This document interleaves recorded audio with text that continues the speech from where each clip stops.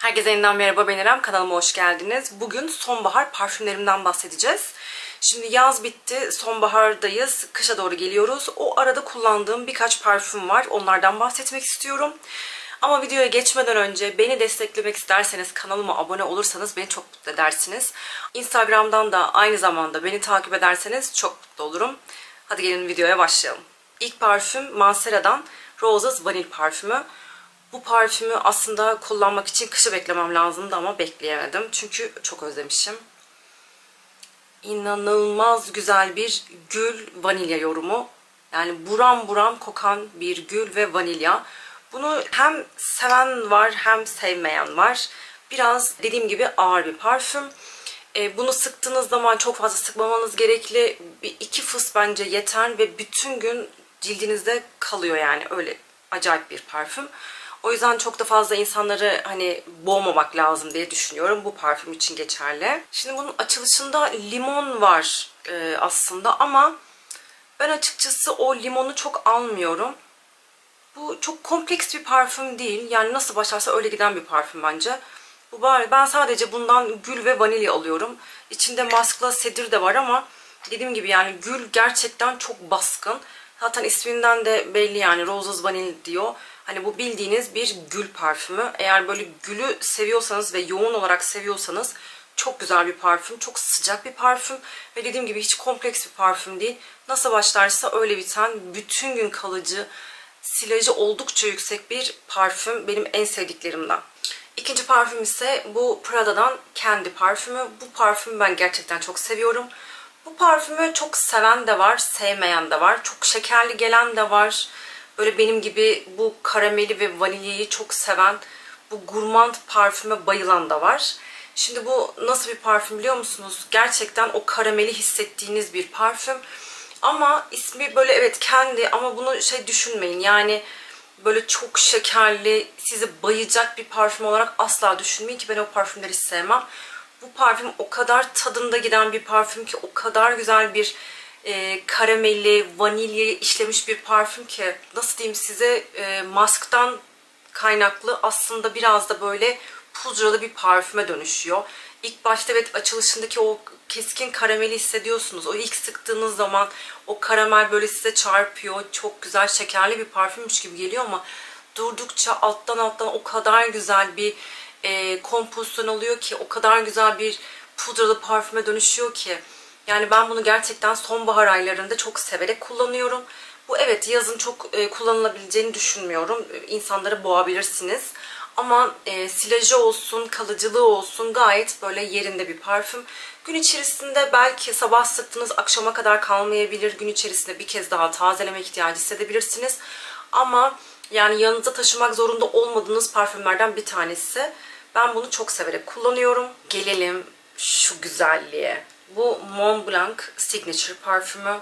Aslında bu 4 mevsime yakışacak bir parfüm. Ama ben nedense hep sonbaharda bu elim gidiyor bu parfüme. Aklıma geliyor bu parfüm.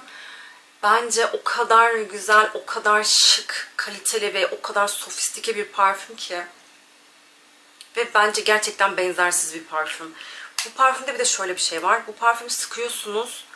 Böyle açılışıyla gidişatı çok değişen. En son artık alt notalarında tenizde kalan koku bambaşka oluyor bu parfümde.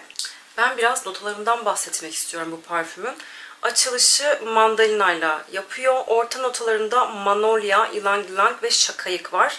Alt notalarındaysa vanilya, mask ve benzoin var. Şimdi o yüzden dediğim gibi yani çok değişkenlik gösteren bir parfüm. Yani bu parfümü denemek istiyorsanız bir kere bir sıkın. Bütün gün bir kalsın ve devamlı böyle bir gidişatını bir koklayın derim.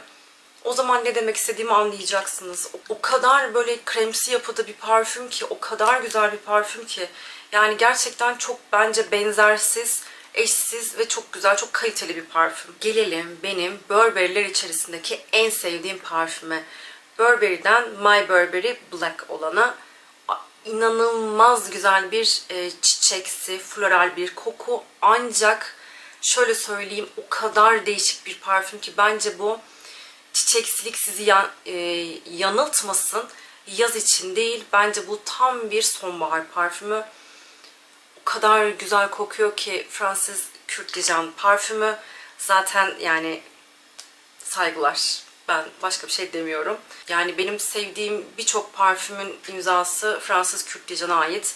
Zaten kendi parfümlerini de ben çok severek kullanıyorum. İçerisinde bulunan amberden dolayı aslında çiçeksilik daha böyle yoğun bir kıvamda hissedildiği için bence sonbahara daha uygun.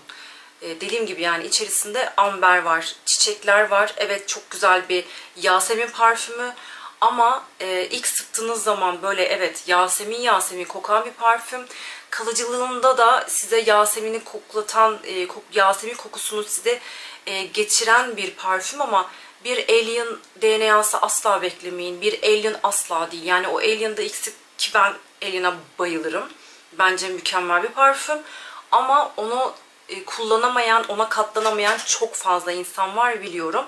Oradaki o Yasemin'i böyle sizin suratınıza çarpacak bir Yasemin burada asla yok. Diğer çiçeklerle çok güzel harmanlanmış ve dediğim gibi amberle de çok güzel bitirilmiş bir parfüm. Gene içerisinde aslında gül var ama ben o kadar fazla gülü almıyorum. Bana böyle daha çok Yasemin kokan bir parfüm. Yani kullandığım zaman da böyle sıktığımda da gün boyunca o gül kokusu bana çok fazla açıkçası gelmiyor. Ya da ben böyle gülü daha ağır sevdiğim için de olabilir, bilmiyorum. Ama dediğim gibi yani çok çiçeksi bir parfüm. Kaldıkça bu teninizde size böyle daha çok amberi ve patchouli hissettiren bir parfüm. Eğer o tarz bir parfüm seviyorsanız buna mutlaka bir bakın derim. Gerçekten çok zarif, çok sofistike bir parfüm bu da. Son olarak da Eylül ayında 2 tane şöyle dekant parfüm aldım. Sisley markasından. Bir tanesi Isia La Nuit, bir tanesi de Eau de Soir. Şimdi Isia'yı biliyor musunuz bilmiyorum. Benim koleksiyonumda yok ama aslında çok güzel bir parfüm. Ben Sisley'in bu 3 parfümünü de koleksiyonuma katmak istiyorum. Nesini sevdin derseniz Isia çok güzel narenciye notalarının olduğu çok fresh bir parfüm. Bu Isia La Nuit ise onun tam ters köşesi. Bence gerçekten kirli bir parfüm. Ben bayıldım. Benim için çok geç kalınmış bir parfüm olmuş bu. Mutlaka koleksiyonuma katmak istediğim parfümlerden bir tanesi oldu bu. Şimdi bu çok floral bir parfüm olarak aslında karşınıza çıkıyor.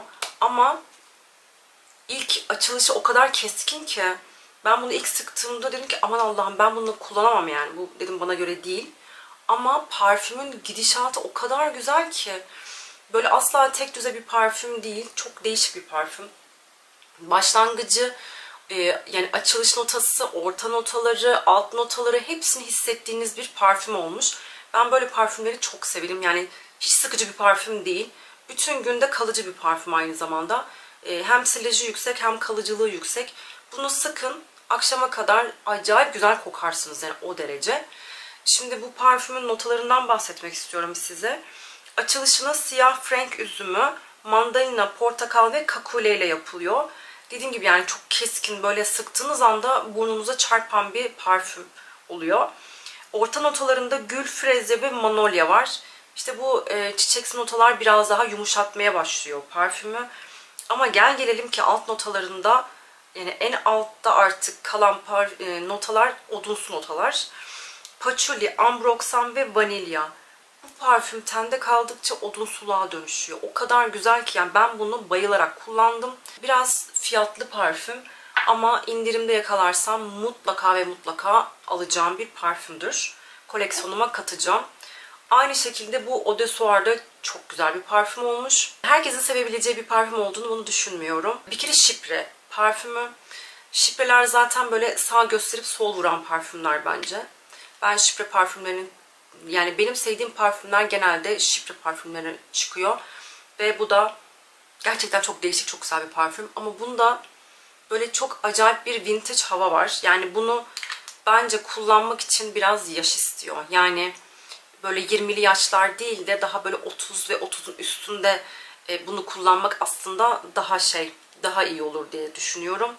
Bunun da içeriği gerçekten çok güzel. Bu da çiçeksi başlayıp odunsu olarak biten bir parfüm. Bu da aynı şekilde Isia La Nuit gibi hiçbir şekilde tek düze gitmiyor. Değişkenlik gösteriyor. Bütün notalarını hissettiğiniz bir parfüm olmuş. Ben bunun notalarından size bir bahsedeyim asıl. Açılışı narenciyelerle yapıyor. Orta notalarında yasemin, gül, patchouli, yılan yılan, ardıç, meşe yosunu, biber, iris gibi bir sürü notaya sahip. Daha da devam ediyor.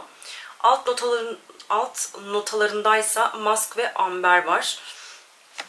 Fark ettiyseniz benim size bahsettiğim bütün parfümlerde bir musk, bir amber var. Ben sonbahar ve kışta daha yoğun, daha böyle işte vanilyalı, gül içeren, amberli, daha böyle odunsu, daha sıcak parfümlere doğru yol alıyorum. Bu da aslında onlardan biri. Bence dediğim gibi bu çok vintage bir parfüm, çok klas bir parfüm, çok güzel bir parfüm. Ama bunu kullanmak için bence yaş istiyor. Herkesin beğenebileceği parfümler ikisi de değil. İkisi çok değişik parfümler.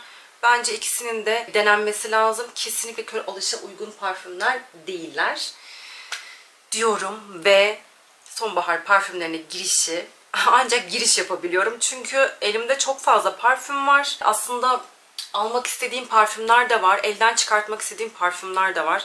Şöyle bir eleme yapıyorum. Elden çıkartmak istediğim parfümleri dolap ve gardırop hesabım var. Onlara ekliyorum. Oradan elden çıkardığım birkaç parfümüm de oldu. Zamanla eleme yaptıkça mutlaka elden çıkartacağım. Onları da burada aşağı açıklamalar kısmına yazayım. Dolap hesabımı, gardırop hesabımı oradan da bakabilirsiniz. Dediğim gibi yani çok fazla parfüm var. Denemek istediğim, almak istediğim, koleksiyonuma katmak istediğim. Elimin gitmediği aslında güzel olan ama benim elimin gitmediği parfümler de var. Onları elden çıkartıp yenilerini koleksiyona katmak istiyorum. Çok uzatmayayım. Beni izlediğiniz için çok teşekkür ederim. Sonbahara geçiş parfümlerim diyeyim ben size. Bunlardı. Siz bu anlattığım parfümler hakkında ne düşünüyorsunuz? Sonbaharda kullanmayı en sevdiğiniz parfümler neler? Gelin yorumlarda buluşalım. Hepinizi çok öpüyorum. Kendinize iyi bakın. Bir sonraki videoda görüşmek üzere. Hoşça kalın.